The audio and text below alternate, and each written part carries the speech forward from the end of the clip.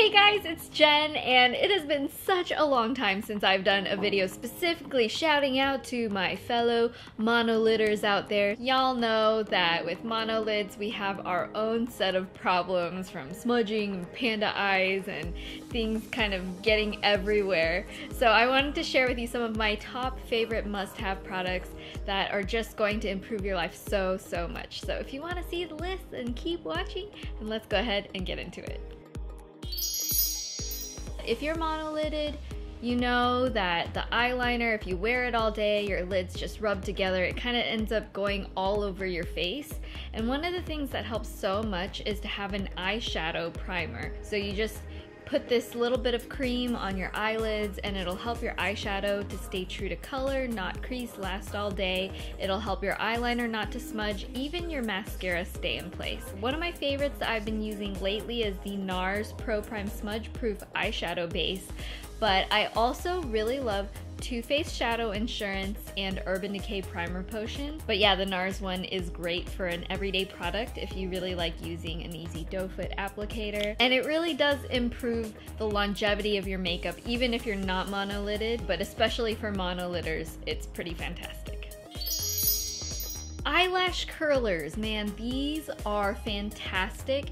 And the hard thing about curlers with monolidded eyes is you really want to get one that has the right eye shape. Usually a lot of monolidders don't have a lot of depth to their eyelid. It's just kind of a more flat lid, and so you want a brand of eyelash curler where it has less of a severe angle, because I find that sometimes when it's too curved, it doesn't fit right up against my eye and curl my lashes really efficiently. So two brands I really highly recommend are Shiseido and Uemura. They're both Japanese brands, and like I said, they just fit to the curve of your eyelid really well. You might want to just try out a few different brands and see what'll work best for you, because obviously everyone's eyes are a little bit different, but I definitely found these two to be some of the most well-known eyelash curlers, some of the ones people really rave about. For me personally, I don't ever have a day I wear my makeup and not use my eyelash curler, so it's a tool that will be your best friend. And here's the weird thing. In terms of mascaras, you might go to the store and see one that doesn't say anything about waterproofness, one might say water resistant, one might say waterproof. And yes, there is a difference between water resistant and waterproof mascaras. For us monolidded girls, we really need a waterproof mascara for a multitude of reasons. I actually have a whole video about mascaras, so I'll leave a little link so you can watch that video anytime you want. But I did want to say the reason a waterproof mascara is really necessary is, first of all, it's not going to smudge on your lids and leave you with raccoon eyes. And second of all, it also holds a lash curl, which if you have monolids, you know that it tucks kind of underneath the lid. It pushes your lashes so that they point straight down and you look like you don't have any lashes at all. So a little bit of lift always helps, and these are going to help hold those lashes up because it's a drier formula and it dries faster as well. So once you curl it and you apply the mascara, it's not gonna just droop back down. I've always loved the Covergirl waterproof mascaras. If you want a bigger brush, I like the LashBlast Volume Waterproof. This is also really great. It's the Super Sizer mascara. And then I also really love, if you want a really sort of more high-end, going all the way the distance, outperforming everything kind of mascara, but it's a little more difficult to find, I like the Shiseido Majorca? I don't know how to pronounce this. The Lash Expander Frame Plus Mascara. This one is a longtime favorite of mine, and this is also a Japanese mascara. They know what they're doing. It has a two-sided comb brush, which I find combs through really thin lashes so easily, doesn't get clumpy, and it has fibers to make your lashes look even longer. So this is a fantastic product if you want something, again, a little harder to find, but just outperforms everything. I think it's really important to have a great set of eyeshadow brushes that are small enough. With monolidders, you have a lot of really flat space, and it can be difficult to get exactly defined where you want your shadows and where you your crease line is going to be. And if you have a really great variety of small brushes, it'll fit right inside there and you can get a really defined shadow shape, which I think is just of the utmost importance when you're working with a really flat blank canvas like I am. If you guys want, I can do a whole video about brushes maybe. Let me know in the comments if that's something you want to see. I kind of mix and match from a bunch of different brands. A few of my favorites, I'll shout out the MAC 217 brush. This is so great for blending. It's not too large or too small. The MAC 239 brush. This is one of my favorites of all time. It's really pretty tiny, but it just fits right in the lid. So if you're putting a main color on the ball of your eyelid, this is really great and gets nice opaque color. I also like a couple of brushes from Sigma. I've loved their brushes for a really long time. This is one of my just beloved ones for adding an extra dark crease color. This is the Sigma Exact Blend E32. I really love this NARS 45 brush. It's a flat, dense brush that I like using for adding a darker color on my lower lash line.